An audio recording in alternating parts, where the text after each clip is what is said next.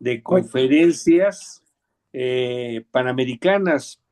En esta ocasión tenemos como invitado muy especial al ingeniero Ricardo Morales Salazar, quien es expresidente del Colegio de Ingenieros Mecánicos Electricistas en México. Es uno de los colegios más importantes en esta rama y ramas afines. Él nos va a hablar justamente de un tema sumamente importante que tocaremos el día de hoy sobre, pues básicamente cómo protegernos, ¿verdad? De lo que son las descargas eléctricas, etcétera, etcétera. Él es experto en este tema, por lo cual le rogamos a nuestro compañero Pablo Luna Saucedo, quien es gerente de la Unión oye, Mexicana de Ciudades de Ingenieros, que nos haga una breve presentación del ingeniero Ricardo Morales Salazar. Por favor, y bienvenido, saludos, Ricardo. ingeniero. Buenas Bienvenidos tardes. nuevamente y con gusto. Ricardo Morales Salazar es ingeniero egresado por la Escuela Superior de Ingeniería Mecánica y Eléctrica del Instituto Politécnico Nacional. Es fundador y director de la empresa Entidad Mexicana de Estudios Especializados y cuenta con los nombramientos de Unidad de Inspección, Unidad de Verificación y aprobación por la Secretaría de Energía en distintas normas que a ello refiere. Ha trabajado para Petróleos Mexicanos, cuenta con 14 años de experiencia como docente y 12 años en instalaciones. También ha participado en distintos proyectos y actualmente es corresponsable en instalaciones, que es uno de los registros que se tiene en México para los especialistas de esta rama. Bienvenido, ingeniero. Muchas gracias. ¿Sí se escucha? Escucha bien. Bien, voy a poner modo presentación, entonces ahí les pediría que me apoyen porque ya no voy a poder ver eh, si hay algo en el chat. Entonces, Listo, ahí se ve está el bien. modo. ¿Se ve bien? Ok, buenas tardes a todos. Muchas gracias por su presencia. Vamos a ver una plática de algo que pues ocurre en la Ciudad de México y definitivamente también puede ocurrir en cualquier ciudad y en cualquier país, ¿no? ¿Y por qué? Porque hay una distribución de energía eléctrica que se hace con líneas abiertas, ¿no? Entonces, bueno, como esta plática es de manera general, en el momento que alguien tenga alguna duda, yo sé que no todos dominan la cuestión eléctrica, con toda la confianza pueden abrir su micrófono y estamos a la orden para las preguntas. ¿Ok? Entonces, bueno, voy a empezar con algo de definiciones o con lo que es la electricidad. Nada más denme un minuto, por favor.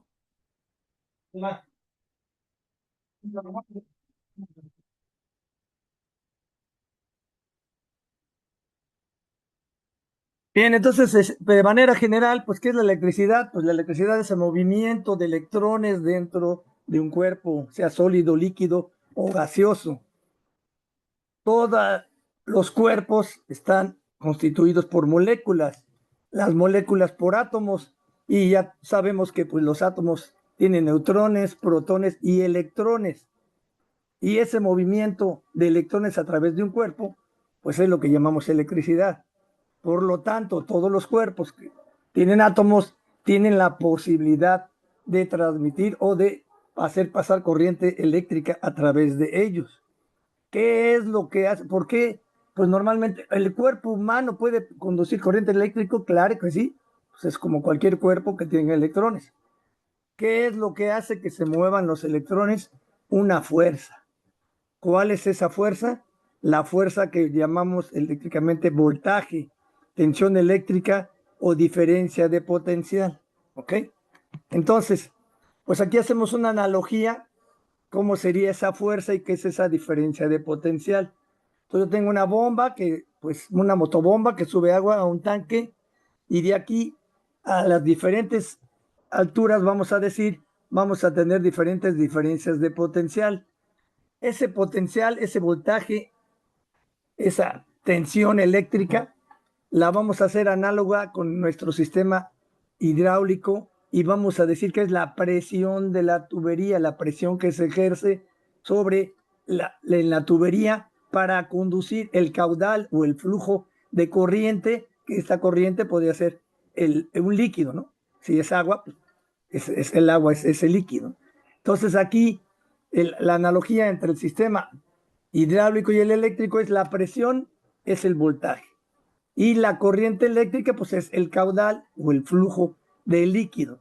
En este caso estamos dando la diferencia de potencial, como las diferentes alturas, y por lo tanto tendrá una diferente fuerza o una diferente presión, que sería en el sistema hidráulico. Acá, pues en una simbología eléctrica, tenemos que el generador eléctrico, pues sería pues la parte que está generando la electricidad, se distribuye, ¿sí? Y se transforma a través de los transformadores. ¿Qué es lo que hacen los transformadores? Pues básicamente bajar o subir el voltaje. Yo puedo generar en un sistema fotovoltaico, ¿sí? Podría ponerlo en un terreno, un sistema fotovoltaico, y yo voy a generar, y de ahí voy a alimentar a mi red de distribución. La red de distribución en México pues está en baja, en media y alta tensión. Y bueno, vamos a ver un poquito con más detalle esto más adelante. Cualquier pregunta, pues estamos a la orden, ¿no? Entonces aquí estamos poniendo ya ahora sí nuestro sistema eléctrico, ¿no? Aquí la fuente de fuerza, para decir la analogía que estábamos haciendo, es nuestra pila, ¿no? Y esa es la que hace que circule esa corriente cuando se cierra un circuito eléctrico. ¿Ok? Cuando yo tengo un contacto en mi casa, pues ese contacto tiene una fuerza, está esperando que yo conecte algo para que se haga un circuito cerrado y se circule una corriente eléctrica. ¿Ok? Bueno, para la República Mexicana tenemos el reglamento de la ley del sector eléctrico que ha dividido los niveles de tensión, de voltaje o de diferencia de potencia. Y básicamente tenemos 3 niveles. Estos 3 niveles son alta tensión, que sería una tensión a niveles mayores a 35 kilovolts. Cuando decimos kilo, pues hablamos de miles, kilo, prefijo kilo, 1000 volts. O sea, 400 kilovolts serían 400,000 volts, ¿no? Un contacto en una casa en la Ciudad de México o en la República Mexicana tiene pues desde 110 a 127 volts, para que vean o hagan una pequeña comparación. Entonces, y ahorita vamos a ver cómo se distribuye, cómo se transmite esta energía. Pero en fin, ahorita estamos viendo los niveles de tensión. Entonces, cualquier nivel de tensión o voltaje arriba de 35 kilovolts, de acuerdo con las definiciones, ya comentamos en la República Mexicana, es alta tensión. Media tensión, la tensión de suministro a niveles mayores a 1 kilovolt, o sea, vamos a decir 1.1 kilovolts hasta 34.99, ¿no? Esa sería la tensión de media tensión o mediana tensión. Y la baja tensión sería un voltaje o una tensión menor a 1 kilovolt. ¿Ok? Ahora, estos valores que tenemos aquí son valores que se tienen en la República Mexicana. Entonces, en alta tensión se distribuyen, bueno, se transmiten, porque la transmisión se le llama mandar la energía en estos niveles, y los valores que se tienen es de 400 kilovolts, 220 kilovolts o 230, 150, 115, 85, incluso todavía un circuito por ahí de 69 kilovolts. Son los valores nominales. En el caso de la media tensión, básicamente hay 3, que sería 13.2 o 13.8, 23 y 34.5.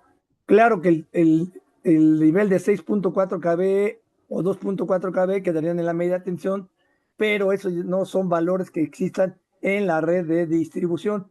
Y ahorita vamos a ampliar más este término de distribución.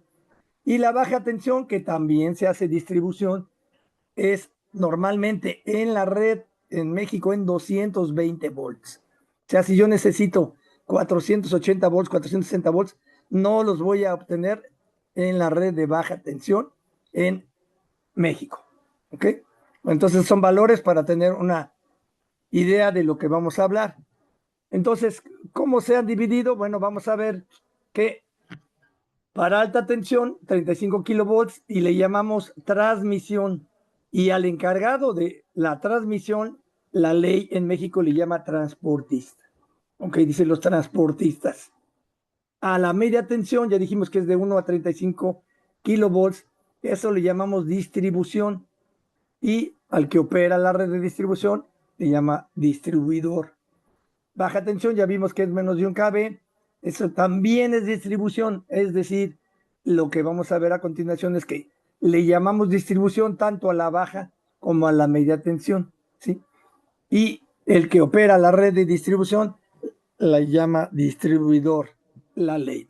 Y ya sabemos que todo esto, pues prácticamente para nuestra República Mexicana lo hace Comisión Federal de Electricidad. Bien, ahora entonces, estos nada más son unos valores de una especificación de CFE. Pero entonces, si nos damos cuenta y si vamos a ver, estos niveles de alta, media y baja están definidos por el tipo de estructura. Entonces, vamos a ver. Si yo en la República Mexicana encuentro estructuras de este tipo, torres metálicas, ¿sí? Ya de entrada sé que estas torres van a llevar alta tensión, arriba de 35 kilovolts. Puedo tener estas estructuras o puedo tener esta de poste, que le llaman poste troncocónico, o esta otra que vemos aquí, incluso con una protección ahí de concreto. Es una protección, la torre es totalmente metálica y ahí lleva una protección. Entonces, si ustedes ven estas torres, que normalmente estamos hablando de 20 metros o más de altura, esas llevan alta tensión, arriba de 35,000 volts. Básicamente serían 69 o serían 85 o 115 o 230 o 400 kV para la República Mexicana. ¿Cuáles serían diferencias? Pues a mayor voltaje, mayor altura.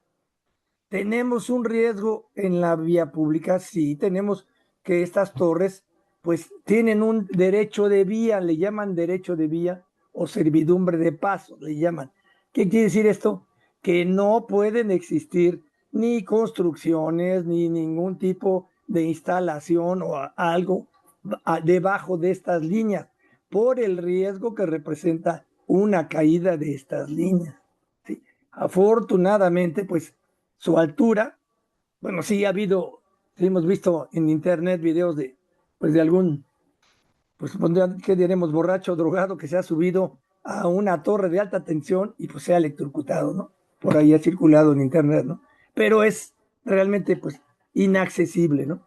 Realmente no es fácil, no vamos a tener accesibilidad, digamos, cotidiana a una distribución, a una torre, perdón, de alta tensión, ¿ok? Pero sí es un riesgo. ¿Cuál es aquí la recomendación? Bueno, no voy a tener, además respetando este derecho de vía, no voy a tener ninguna construcción, vivienda, etcétera, etcétera, que pase por debajo de estas líneas, ¿no? Que como ya dijimos pueden llegar a 400,000 volts. Imagínense, pues una línea energizada que caiga de 400,000 volts, además simplemente del peso de estos cables, estos conductores, y la tensión, el voltaje, pues chamuscan a cualquiera, ¿no? ¿Preguntas, comentarios, dudas? Bueno, entonces ahora nos vamos a la red de media tensión. En la República Mexicana, y creo que en muchos países de Centro y Sudamérica, se usa la distribución en postes de concreto. Entonces, de hecho, cuando ya vemos un poste de concreto, pues de entrada decimos, ahí hay distribución. Ok. Y la distribución, ya platicamos, ¿no? Puede ser en baja o media. Ok. Entonces, ¿cómo voy a identificar la de media? Bueno, la de media va a tener esto que se llama crucetas y unos aisladores, ¿sí? Estas van a estar sujetas en el poste de concreto, ¿sí? Y estas vamos a ir que van de manera horizontal. Entonces, estas líneas, ¿sí? Son de media tensión, están energizadas y como comentábamos, en la República Mexicana los niveles típicos de tensión son 13,200, 23,000 y 34,500 volts. ¿Ok? Entonces, ya en estas en todas tengo riesgo, ¿no? Bueno, pero en estas sí están colocadas en las banquetas, estas sí están en la ciudad, en las calles, estas tenemos que poner mucha atención, están cerca de mi fachada, están cerca, ¿sí? Bueno, ahorita vamos a platicar algunos detalles y algunos pues, incidentes, no, nada gratos, ¿no? Bien, aquí vemos a un técnico, un liniero, le llamamos a los que trabajan con las líneas, ¿ok? Y también tenemos distribución en estas que le llaman torrecillas, que son postes tubulares, ¿sí?, que se usan cuando hay un cambio de dirección. O sea, aquí, si lo ven, esta línea sale en un cierto ángulo con respecto a cómo se venía distribuyendo. Y aquí, bueno, vemos otra línea de media tensión. ¿Ok? Bien. ¿Cómo son estas estructuras en general? Bueno, tenemos, ya les comenté, básicamente es el poste de concreto, ¿sí?, y los aisladores que vienen aquí de manera horizontal y la llamada cruceta. ¿Ok? Y todo esto en las líneas que además en la mayoría de los casos no llevan aislamiento. Entonces, no sé, yo les haría una pregunta. Entonces, ahí, ¿quién es el aislamiento? ¿En las líneas aéreas hay algún aislamiento?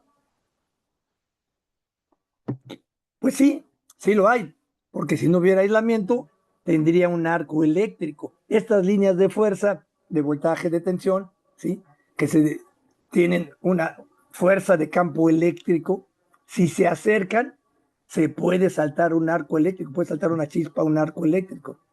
Pero entonces, ¿cuál es el aislamiento? ¿Quién hace el aislamiento en las líneas de media, de baja tensión? Bueno, y en las de alta también. Bueno, el aislamiento es el aire. El aire tiene características de ser un aislamiento. A los aisladores les llamamos dieléctricos. Entonces, el aire, así como lo ven. Entonces, y el aire, pues a mayor distancia, tiene mayor capacidad de soportar voltajes. Y aquí tenemos una estructura en T. ¿Sí? Esta es una estructura en T donde tengo dos aisladores de un lado y uno de otro lado, en su cruceta, soportados en el poste. Después tengo las estructuras voladas o la V. Estas, ¿qué característica tienen? Bueno, que están los tres aisladores de un solo lado. Esto van a ver más adelante porque es importante, pues, tomarlo en cuenta, ¿no? Y bueno, esta es la estructura típica, es la estructura volada, la estructura típica, que se encuentra en la distribución en una ciudad normal. Bueno, pero hay que conocer otros elementos metálicos también, que se llaman retenidas. Las retenidas, pues, son alambres o cables, ¿sí?, con objeto de evitar deformaciones. Cuando tenemos el cambio de dirección, puedo usar las torrecillas. Acuérdense, las torrecillas son la estructura tubular, varios tubos, que le da la rigidez y pueden soportar cambios de dirección. Pero si yo nada más hago un cambio de dirección y dejo un poste, yo voy a tener un vector fuerza resultante de esas dos líneas. Para eso uso una retenida. ¿Qué es una retenida? Pues básicamente es un cable que se ancla en el piso y que tiene un aislador en medio. ¿Ok?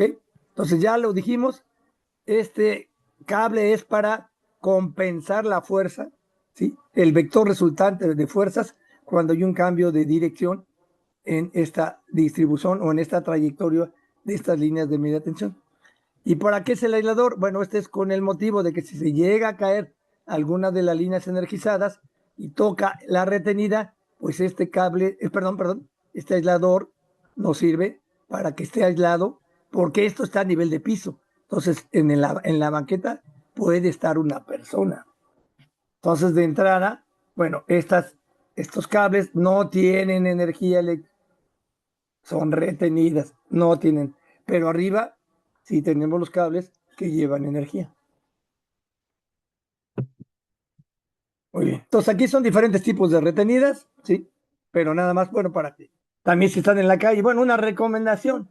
Si yo tengo la opción de caminar en un lado, tengo una línea, un poste de concreto con su línea de media tensión, y del otro lado no, pues mejor voy a caminar del lado donde no tenga yo esa línea de distribución, por los riesgos que sabemos y que vamos también a comentar.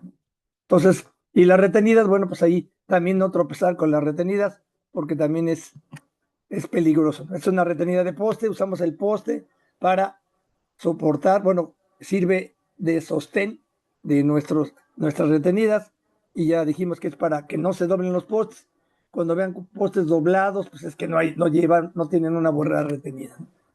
Bien, ahora nos vamos a la baja tensión. Del lado derecho, y bueno, aquí con subrayado en amarillo, vemos nuestra línea de distribución en media tensión, que para lo que vemos ahí, pues esta puede ser una línea de 23,000 volts.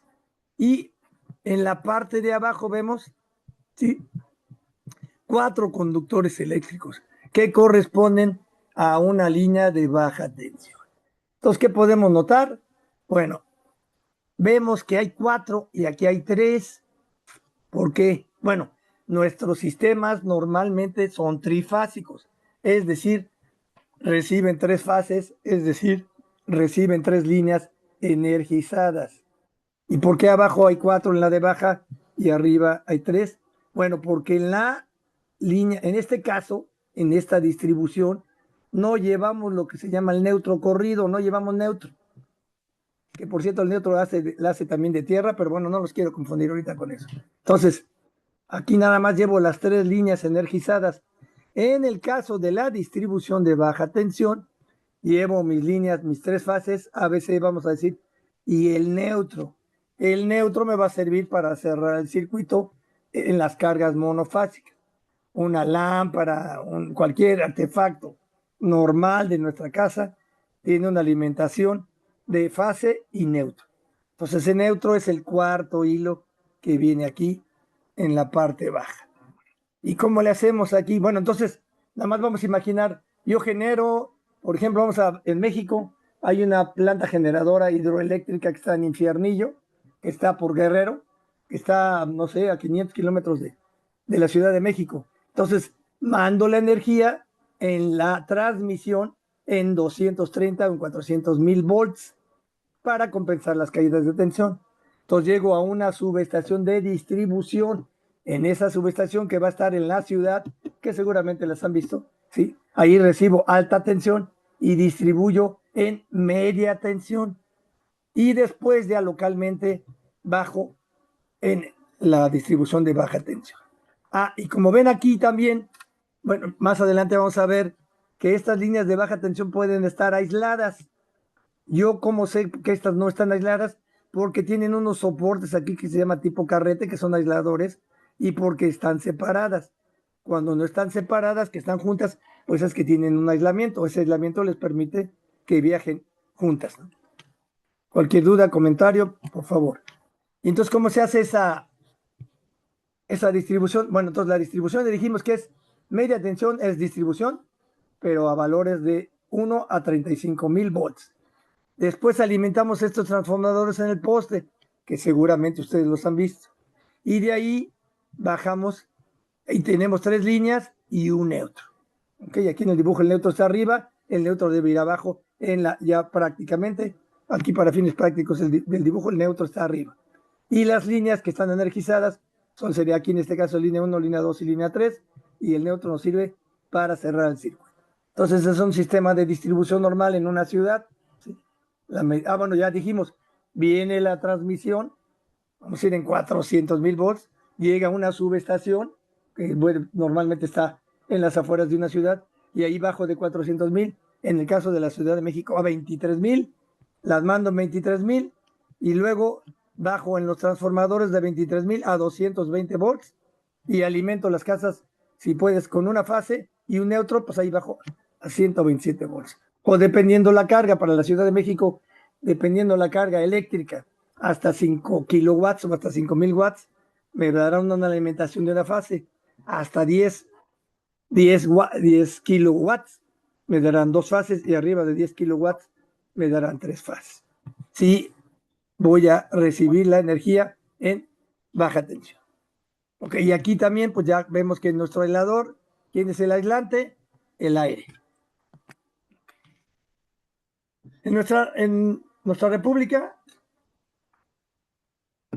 tenemos la norma oficial mexicana, ¿no? 001, sede que quiere decir Secretaría de Energía, y la que está actualmente como vigente es del año 2012. Esa norma establece requisitos de separaciones contra los balcones, ¿ok? Entonces, bueno, aquí vemos una estructura T, ¿sí? Y nos está dando unas separaciones, ¿no? Pero vámonos al caso práctico y a las condiciones prácticas. ¿Cuál es la separación o la distancia mínima de seguridad que yo debo tener contra una parte energizada? 1,50 m. Y aquí se da la referencia de la norma. Entonces, ¿cómo le hago para saber si mi distribución o la línea de media tensión está a 1,50 o más?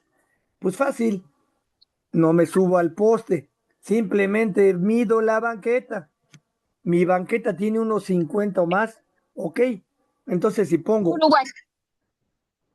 mi poste, sabiendo que tengo una banqueta de 1,50, sabiendo que los postes van a 10 centímetros de la orilla de la banqueta, y de ahí pongo una estructura volada, que es la que vemos aquí del lado izquierdo, ¿sí?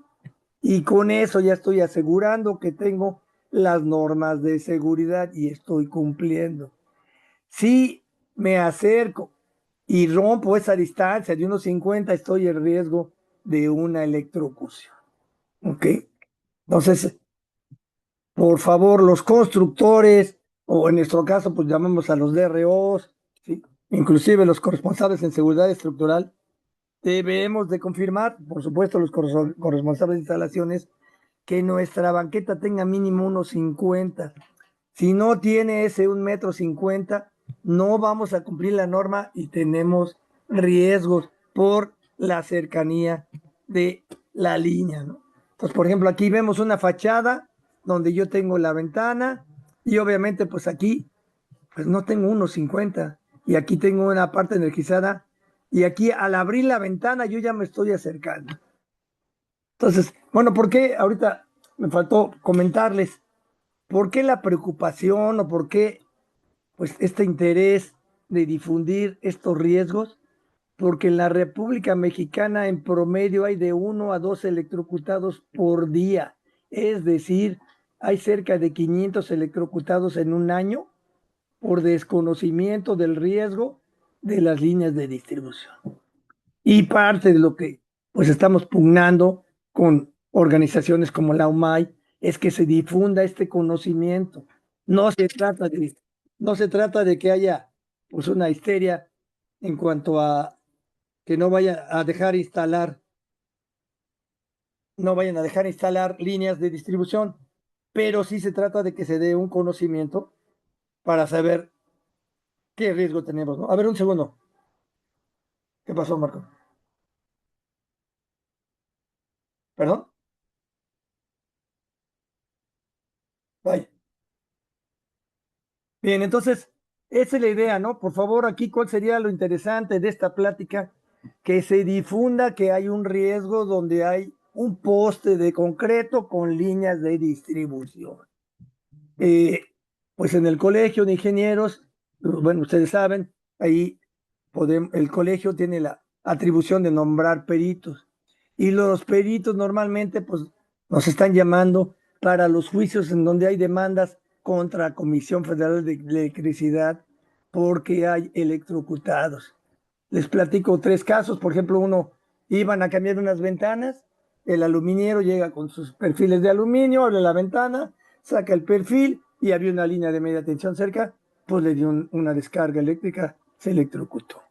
Otra persona quiso podar un árbol, el árbol estaba bajo de una línea de distribución, se electrocutó.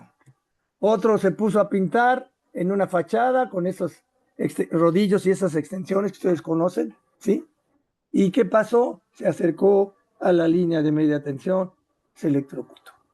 O sea, creo que estamos de acuerdo que falta mucha difusión en este sentido, falta pues que estén enterados, cuando menos los que tienen el peligro ahí cerca de su casa o de su departamento o de lo que sea, ¿no?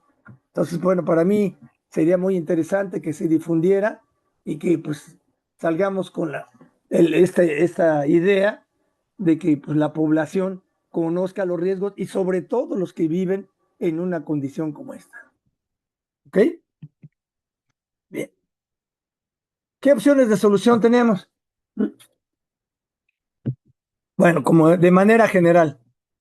O sea, usar estructuras voladas, ya la vimos cuáles son. Y si tenemos cable semiaislado, que ahorita vamos a ver cuál es, pues todavía más seguridad. Pero si yo no tengo una banqueta de 1,50 m, no voy a poder cumplir, ¿sí? Porque mi poste pues va a estar a menos de 1,50 m y por lo tanto mi estructura volada no, el aislador, el primer aislador, pues va a tener menos de 1,50 m. Otra es una transición aérea subterránea. Lo ideal es que la distribución, tanto en media como en baja tensión, ¿sí?, se hiciera de manera subterránea. De hecho, es más costosa la subterránea, por supuesto, 3, 4 veces más. Pero, ¿cuánto vale un accidente? ¿Cuánto vale una vida? Una, dos, cuando hay pues, borrachazos, ¿no? Los fines de semana, el clásico borrachazo, el que choca con el poste y tira el poste y además, pues también se accidenta, ¿no?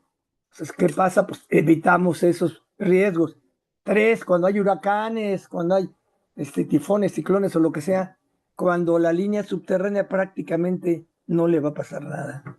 Tenemos que tener también transformadores sumergibles que se llaman, pero se ve la banqueta limpia, ¿no? No hay nada, ninguna estructura.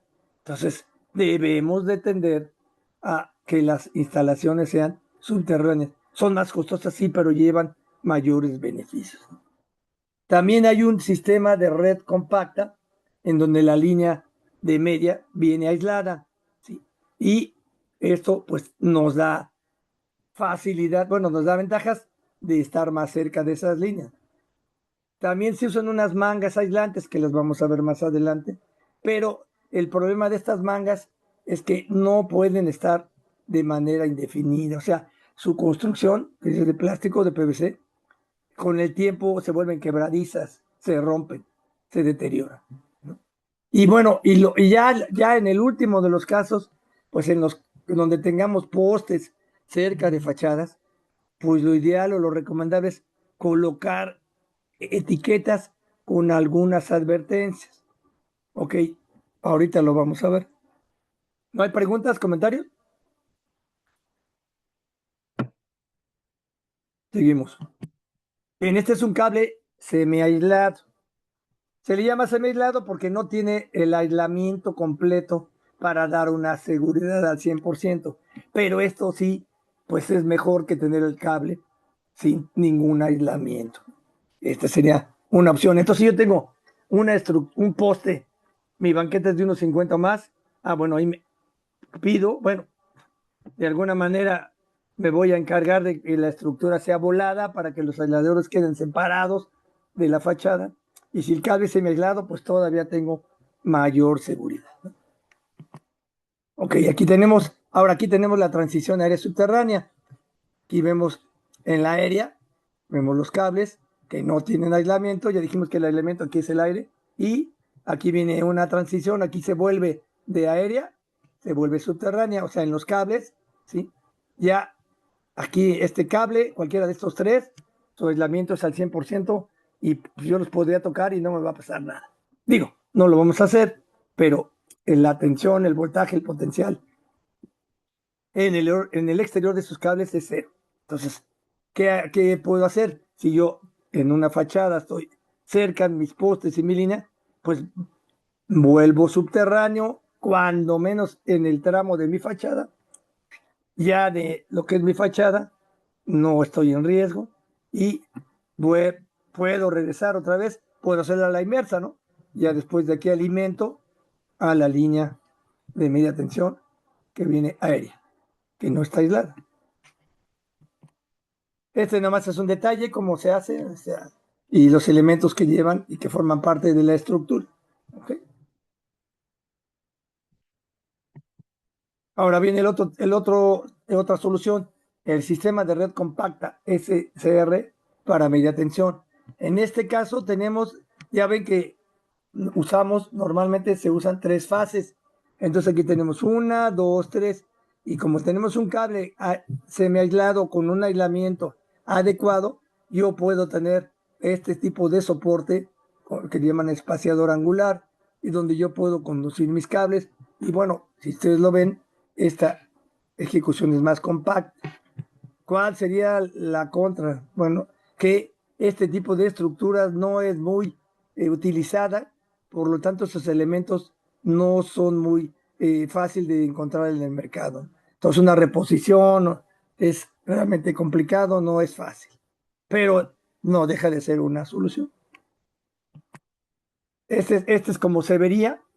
Aquí ven la red compacta. Básicamente este cable que está es básicamente soporte y aquí vienen las tres fases. Este sería la red compacta. Estas son las mangas. Estas mangas que realmente son, pues sobre todo cuando hay alguna construcción, que hay alguna grúa, que algo que pueda tener algún contacto con la línea, se usan estas mangas aislantes. Aquí vemos pues, un operador, ¿sí?, en su brazo articulado que está colocando estas mangas aislantes para evitar riesgos por alguna cercanía con pues, alguna fachada, alguna construcción, algo que quede cerca. Pero como ya comentamos, estas no pueden ser permanentes, tienen una vida, pues ahora sí que no es para toda la vida. Pues. ¿Okay? Bien, esta es la otra opción.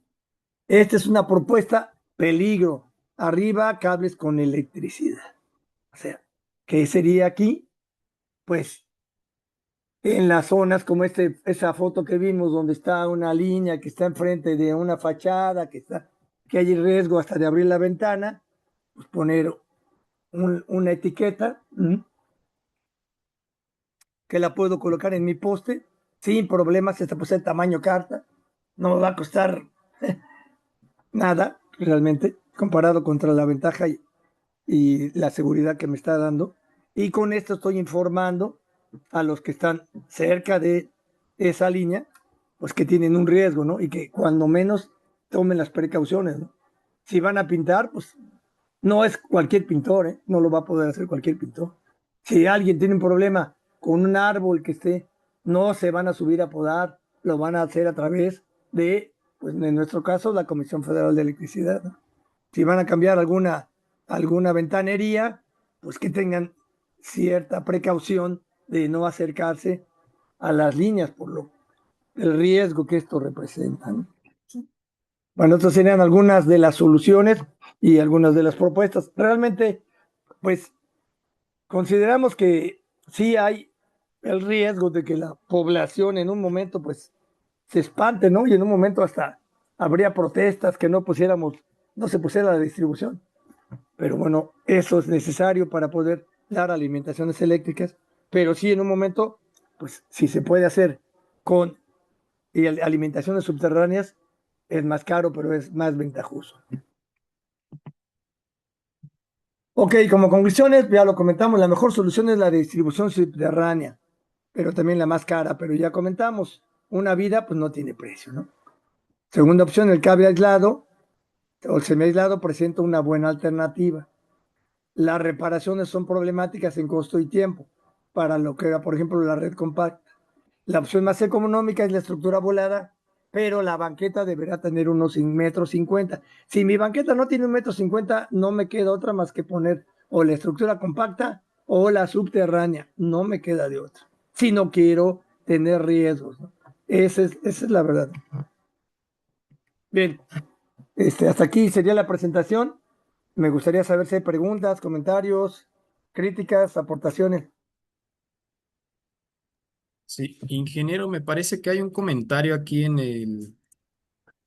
el chat y se Adelante. lo leo, ¿no? De Sí, por favor. Federico Barbeto Novaro. En una línea de media tensión en la Ciudad de México, al hacer el cambio de dirección existe en Comisión Federal de Electricidad un ángulo de inclinación del poste de hormigón a partir del cual deban cambiarlo.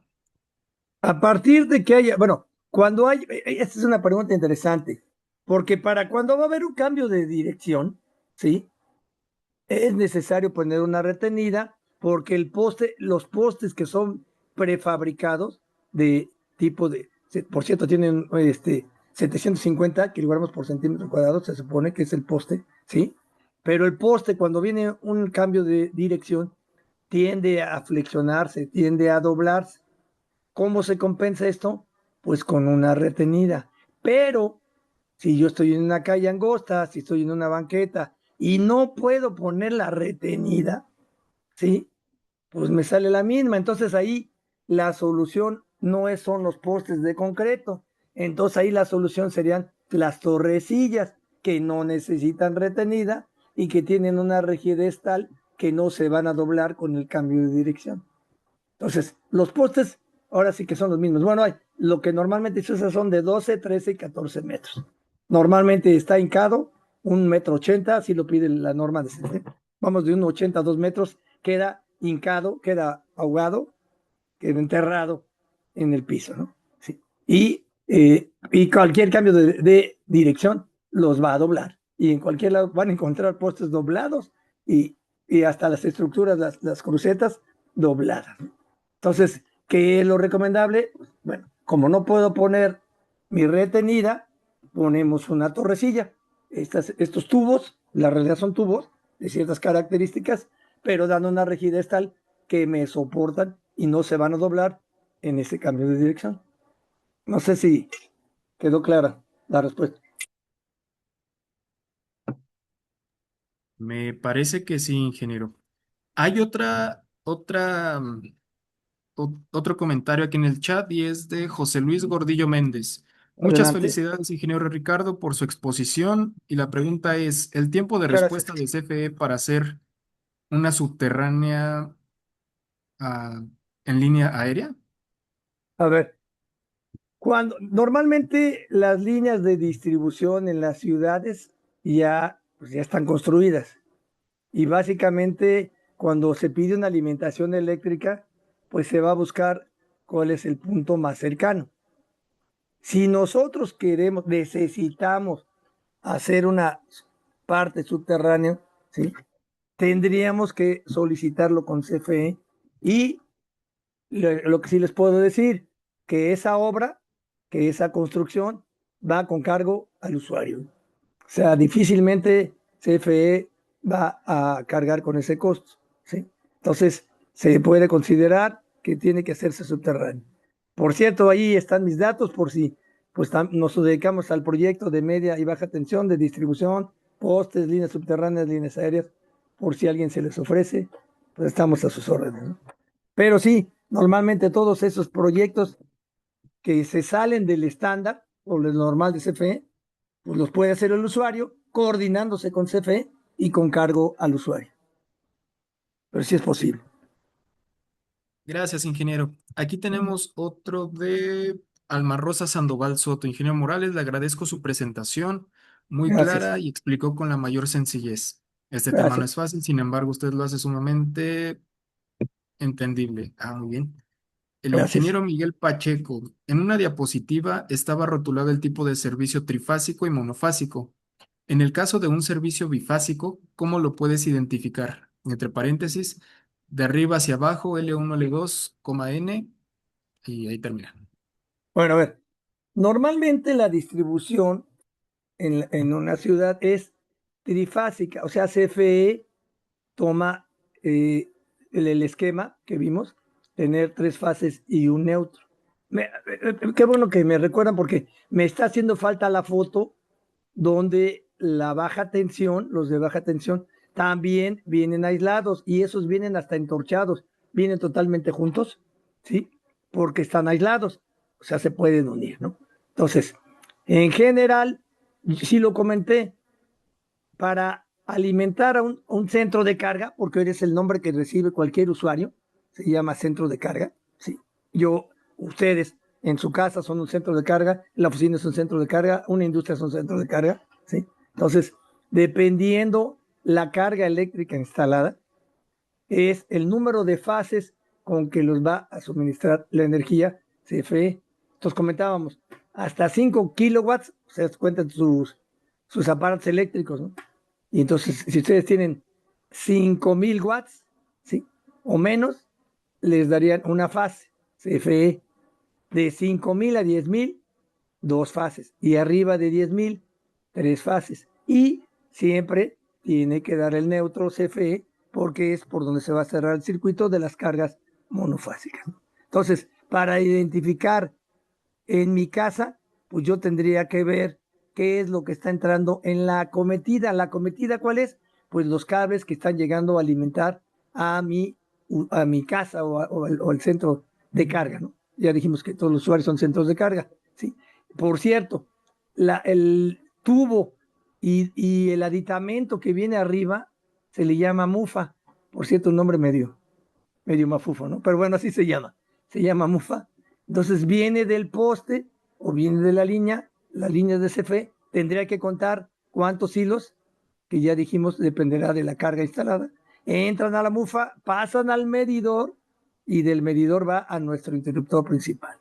Ahí deberé tener yo también una varilla de puesta a tierra para aterrizar el neutro y para también de ahí sacar mi tierra de seguridad, que también pues eso en su momento haremos una plática para ver la importancia de lo que es un sistema de puesta a tierra, ¿no? Y cuál es su función principal.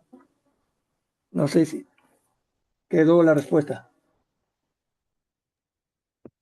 Sí, me parece que es ingeniero. Si alguien más tiene algún comentario, aquí hay iPhone de Jessica. Yo también deseo aprender a identificar el tipo de suministro eléctrico, si es bifásica o trifásica. Bueno, Ah, perdón. Y una manera también es en el interruptor general de su propiedad o del usuario.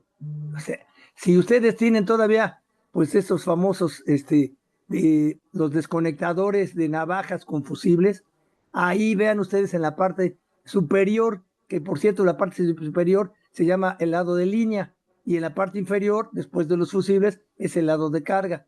Entonces ahí ustedes en su interruptor general principal, ahí ustedes pueden ver cuántas líneas llegan con, con fase. O sea, normalmente las que conectan a los interruptores son las fases. Máximo tres, mínimo uno. ¿Sí? Y lo pueden identificar en el interruptor principal e interruptor general de su centro de carga. sí, ¿Ok? muchas gracias, ingeniero. Aquí José Luis Gordillo Méndez, nuevamente. ¿Qué tanto riesgo tenemos en una obra de nave industrial el no tener instalado el sistema de tierra física? Bueno, de entrada están incumpliendo la norma. La NOM es una norma oficial mexicana, se publica en el diario oficial y por lo tanto es una ley. Bueno, es obligatoria en el territorio nacional. Su obligatoriedad es para todos, ¿sí? Entonces, están incumpliendo la norma. ¿Cuál es la función de este sistema de tierra? La protección. O sea, ¿qué es lo que hace el hilo de tierra? El hilo de tierra conecta las partes metálicas. Y si llega a fallar un aislamiento y llega, bueno, esa falla de aislamiento puede estar en contacto con la parte metálica. Y como está el hilo de tierra, ese hilo de tierra va a conducir esa corriente de falla. Y como está conectado desde la fuente, que es el transformador, ahí se va a hacer una alta corriente, una circulación de corriente que va a provocar que dispare la protección. ¿Sí? Entonces es obligatorio, porque si no, bueno, por un lado, pues la seguridad, no estamos cumpliendo con la seguridad. Segundo, no estamos cumpliendo con la norma y en cualquier caso, pues estamos incumpliendo con la ley, ¿no? Y además estamos corriendo riesgo a la instalación y a las personas. Y la norma dice hasta los animales, no la norma, los normas y los animales. Entonces, sí, por favor, hay que tener mucho cuidado. Si necesitan alguna asesoría, comentario, lo que sea, pues ahí están mis datos y con todo gusto los podemos asesorar. Sí, todavía tenemos un par de preguntas, ingeniero, si me Adelante, lo adelante. Si permite. por mí no hay Eh, problema, ¿eh? iPhone de Jessica pregunta, ¿es obligatorio tener el estudio de arco eléctrico para subestaciones eléctricas en establecimientos industriales y mercantiles? A ver, el estudio de arco eléctrico o llamado arc flash, ¿sí? Está más o menos sugerido. La realidad es que en la norma, la NOM, no viene literalmente que se haga el estudio de arco eléctrico. Estamos hablando del artículo 110.16, que dice que se deberá rotular los equipos con la capacidad de cortocircuito. Pero, ¿qué es el estudio de arco eléctrico? Si tengo la necesidad de trabajar con partes energizadas, tengo la necesidad y la obligación de saber a qué falla me estoy exponiendo al abrir un interruptor.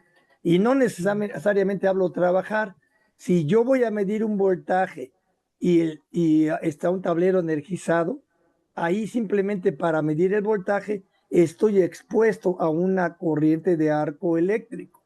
Y entonces, ¿qué es lo que da el estudio de arco eléctrico? Me dice qué equipo de protección personal me tengo que poner. Básicamente ¿qué es lo que genera este arco eléctrico? Genera calor. ¿En qué medimos el calor? En calorías. Y entonces básicamente hay de 4, de 8, de 20 y de 40 calorías por centímetro cuadrado. Cada estudio nos da de qué valor es las calorías que yo tengo que ponerme en mi equipo de protección para poder operar con el equipo energizado.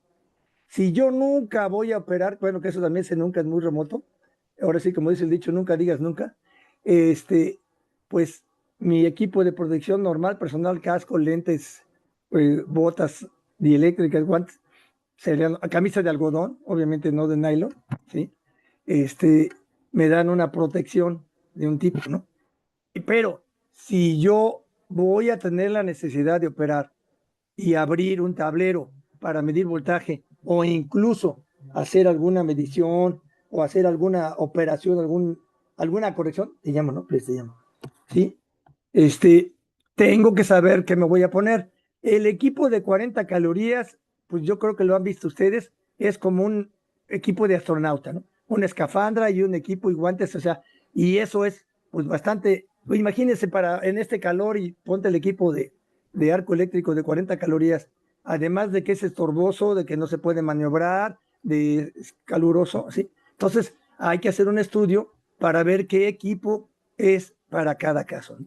Entonces, si yo tengo un equipo cerca de la subestación, pues el valor de cortocircuito va a ser más alto, las calorías que se pueden disipar en caso de esa falla en ese equipo es alto y va a ser diferente que uno que esté lejos de la subestación, por ejemplo.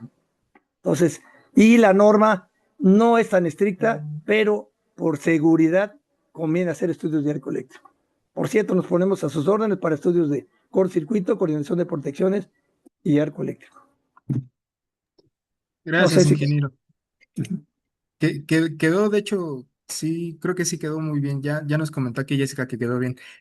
José Luis Gordillo Méndez, regresando a la pregunta anterior que nos contestó posteriormente, me refiero a que se construya hasta el final de la estructura y no al inicio. Creo que es el caso de la tierra física en la nave industrial. Cuando, a ver, también hay que tener en cuenta dos situaciones. Existe la tierra para la electricidad estática, que prácticamente, por ejemplo, las columnas en una nave industrial, pues deben estar aterrizadas, entre otras porque también están expuestas a descargas atmosféricas. Y la norma me permite que las columnas o cualquier parte metálica que tenga un cuarto de espesor más puede servir como conductor de bajada y de puesta a tierra. ¿Okay? Eso sería para la electricidad estática. Pero la tierra de seguridad o la que llamamos tierra física es la que vamos a usar donde tengamos equipos eléctricos. Entonces, normalmente una instalación trifásica, pues lo típico es que lleve 5 hilos, 3 fases, un neutro y una tierra, ¿no? Y dependiendo la protección es el calibre del conductor de tierra. Eso está en la tabla 250-122 de la NOM 001C de 2012 que comentamos en su momento. Entonces, ¿de qué es indispensable? Es indispensable de que hay que proyectarla porque también una sección, un artículo de la norma establece que los conductores de fase y de neutro y de tierra deben ir en la misma canalización. Y bueno, también nos da opciones que la tubería metálica y los soportes tipo charola pueden utilizarse como conductor de puesta a tierra siempre y cuando tengan una sección transversal equivalente a la que establece la tabla 250-122. ¿Sí queda claro? Y nos parece que creo que sí, porque no colocó No. este comentario. Ok, no hay Y forma de vamos que ellos con la. hablen. Ellos no pueden ah, hablar. pues sí, de hecho pueden hacer uso de la palabra, pero no. Pues adelante también si quieren. Ingeniero, Sí, Adelante. ¿me escuchan? ¿Me escuchan? Adelante, claro, fuerte y claro. ¿Cómo estamos, ingeniero Ricardo Morales? Un gusto saludarte, tu amigo José Luis Gordillo. ¿Cómo Muy estás? interesante, primero tu explicación, felicitarte por tus conocimientos y la exposición que nos acabas de dar. Gracias. Mi pregunta, nosotros como DROs y como ingenieros civiles, pues tenemos limitado nuestro conocimiento eléctrico y Lo es sé. es por eso importante contar con los profesionales de tu altura para que nos Gracias. ayuden al buen término de las obras. Por Claro. ejemplo, en una obra industrial que no tiene equipos eléctricos, por ejemplo, en el caso de bodegas, donde no Ah, vamos a tener maquinaria que tengamos que aterrizar, sino únicamente lo que son las columnas de acero y la techumbre, les comento yo a las empresas que deben de estar estas aterrizadas, sobre todo ahorita en tiempo de lluvias, precisamente por lo que nos comentabas de que cae un rayo y sirven como para rayos y van a recibir la energía eléctrica esas y es la columnas. van a disipar a la tierra, sí. Sí, entonces la pregunta era esa, ¿no? Que se les sugiere que tengan su sistema de tierras instalado antes de las lluvias, ¿verdad? Para que si cae un rayo nos permita, como nos decías, ese sistema de tierras, bajar la energía a través de las columnas hacia la tierra. Esa Así era es. la pregunta. Así es. Bueno, ahora nada más sí hay que aclarar. Esa tierra es básicamente lo que les llama para electricidad estática. Sí, Lo que son alimentaciones eléctricas, ¿sí? En donde llevas energía eléctrica a través de tus conductores eléctricos, debes de llevar un conductor de puesta a tierra, a menos que la canalización, la norma lo permite. ¿Cuál es la canalización? Donde vas a meter tus conductores. Si tu canalización es tubería metálica, esa misma tubería bien aterrizada con los aditamentos adecuados, te sirve para puesta a tierra, te lo reconoce la norma. Los soportes tipo charola, esas escaleras, ¿sí? La norma te acepta que la uses como conductor de puesta a tierra. Y bueno, hay que hacer un diseño y poner los adaptadores y los conectores necesarios y adecuados para tener una buena conducción a tierra, ¿no? Entonces, la parte eléctrica debe llevar siempre su puesta a tierra y la parte de electricidad estática, convenciones en la nave, pues sí, las columnas aterrizadas, pero seguramente en esa nave, aunque no tengas maquinaria ni más, pero vas a tener alumbrado, vas a tener contactos, sí, claro. ese alumbrado, esos contactos deben llevar su conductor de puesta a tierra o usar la canalización de manera adecuada como conductor de puesta a tierra. Correcto. ¿Ok? Sí, muchas ¿Te gracias, parece? ingeniero. No, hombre, a la orden, a la orden. Hasta luego. Hasta Gracias. luego. Muy bien, ¿tenemos más preguntas? ¿Pablo? Eh, Adelante, no sé si haya más preguntas. Adelante. Eh, ¿No hay? en caso de que no, ingeniero Marco Antonio Méndez nos acompaña, por favor. Bueno, si Yo hubiera sí. alguna otra, Ay, ahí están mis correos, ahí están mis datos. Con gusto nos pondremos en contacto y trataré de dar respuesta a lo que ustedes me pidan. sí, Muchas gracias. ingeniero, yo una Sí. pregunta.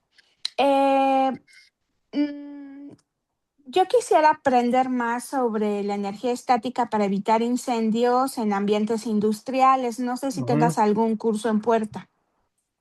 Sí, mira, te comento, nosotros tenemos la unidad de verificación, el agente capacitador y el laboratorio de prueba de la norma NOM 022 STPS, por cierto, es la 2015. Y entonces Ok, hay un curso que pide con ciertos temas, que pide la norma 022, es el capítulo 10, donde vienen los temas que están pidiendo. Y entonces podemos darlo en cualquier momento. Con la ventaja que se expide la constancia de habilidades, la llamada DS3. O sea, en esos temas nosotros somos DS5 y podemos dar un DS3, que es una constancia con valor curricular. ok, de Entonces ahí acuerdo. están mis datos y bueno, también somos unidad de verificación y laboratorio de prueba. Les recuerdo que de acuerdo con la norma NOM 022, por cierto es el 7.2c, debe de hacerse una medición cada 12 meses. ¿De qué? Del sistema de puesta a tierra, de los valores de resistencia de puesta a tierra, de la continuidad para asegurarse que tenemos un buen sistema, ¿no? Y eso Ok, debe ser una vez al año, ahí se los dejo también pero si necesitan algo, pues con gusto los podemos apoyar.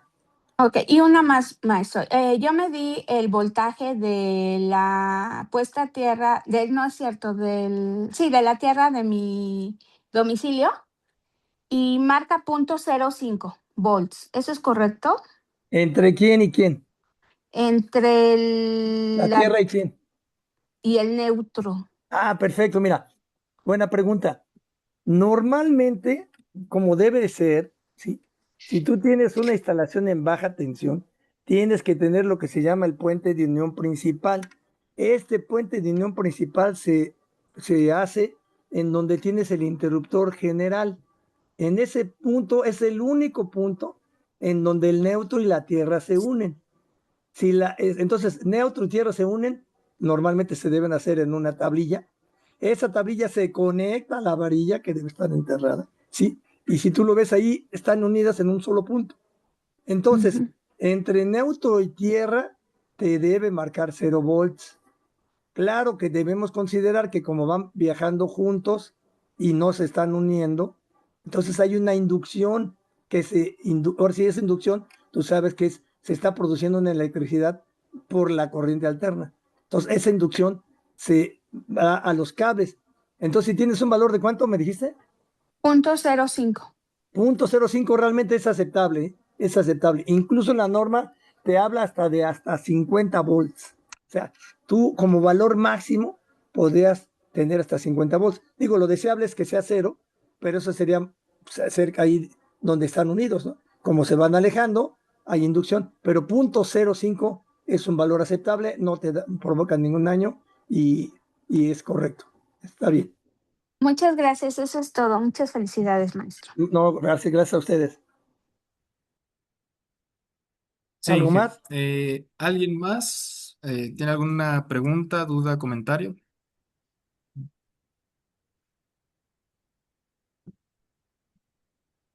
Y creo que no. Ingeniero Méndez, no sé si se encuentre con nosotros, por favor.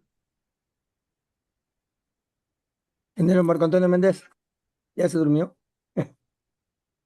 Creo que anda, Marco, no está.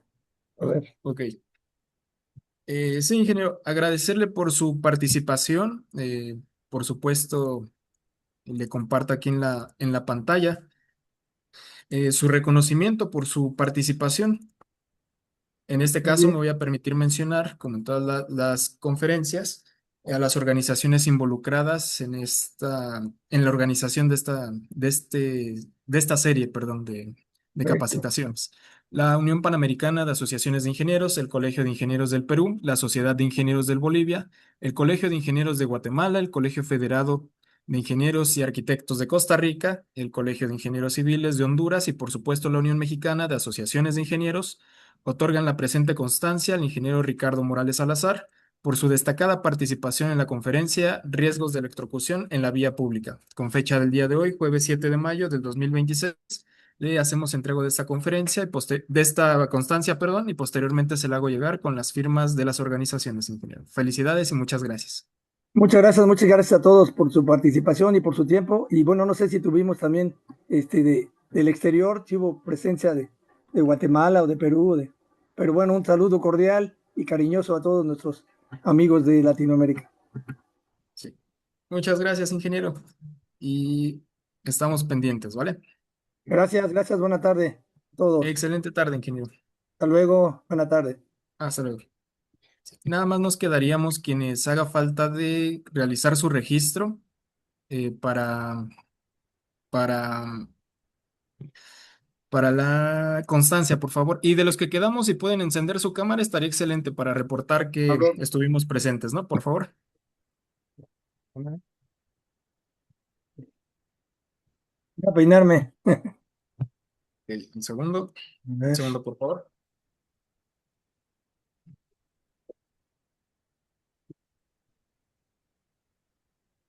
Y vamos a la de tres. Una, dos, tres. Listo. Listo, ingeniero. Nada más entonces nos quedamos quienes haga falta de su registro y listo. Las constancias de la semana pasada se las hago llegar eh, Al fin de semana, por favor.